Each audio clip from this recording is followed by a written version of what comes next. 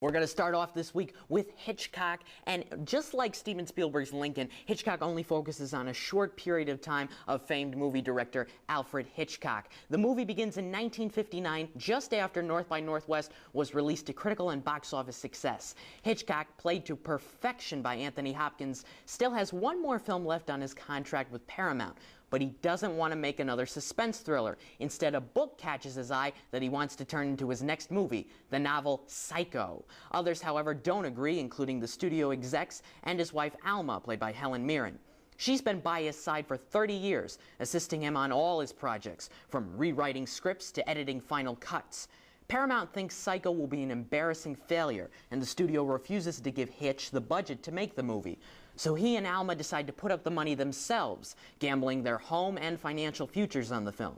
We get some amusing scenes involving Hitchcock choosing Janet Leigh, played by Scarlett Johansson, and Anthony Perkins for the lead roles.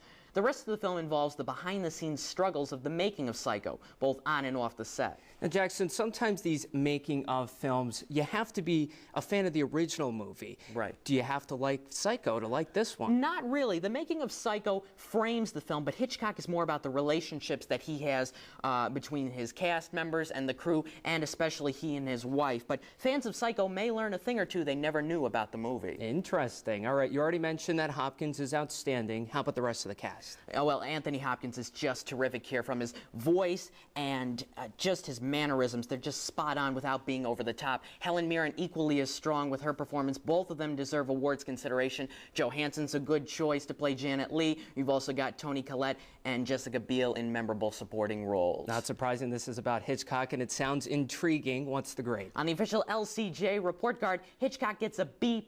It just falls a little short of being in the category of one of the best films of the year, but it's probably the most fun that I've had at a theater all year long. All right, on to the next film. Bill Murray's starring in a film that's set right here in New York State. That's right, Hyde Park on Hudson, and the film is set in 1939 in Hyde Park, New York, which is just a little over an hour south of Albany. It's where Roosevelt was born and where his mother still lives. He goes there whenever possible to get away from Washington, D.C. and the stress of life as a president.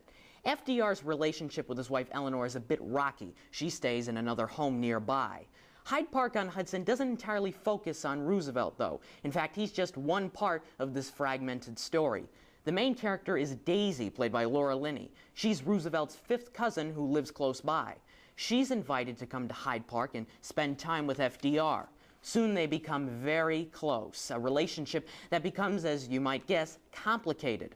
Most of the film takes place over a weekend in which King George and Queen Elizabeth of England visit FDR in Hyde Park, and the king needs Roosevelt's help in what will soon become World War II. And in 1939, the relationship between the U.S. and Great Britain was complicated as well. All right, another time period piece that's been out recently, Lincoln. Right. Does this match up? Oh, no, it doesn't. In fact, this movie is a complete mess, pretty much. The story has no focus whatsoever. We think going in that this movie's going to be about FDR and Daisy. Instead, so much time is spent on the king and queen, just talking and talking, conversations about Roosevelt and about American culture, and believe it or not, hot dogs. Endless conversations about hot dogs. It's tedious, there's no drama, no suspense, and no excitement. Sounds like maybe this movie's for a foodie. Okay, Bill Murray has pulled off some great dramatic roles in his career. Is his performance at least enough for some people to want to go see Hyde Park on Hudson? He's solid, but overall it's the best thing about the film. The Daisy character is so dull that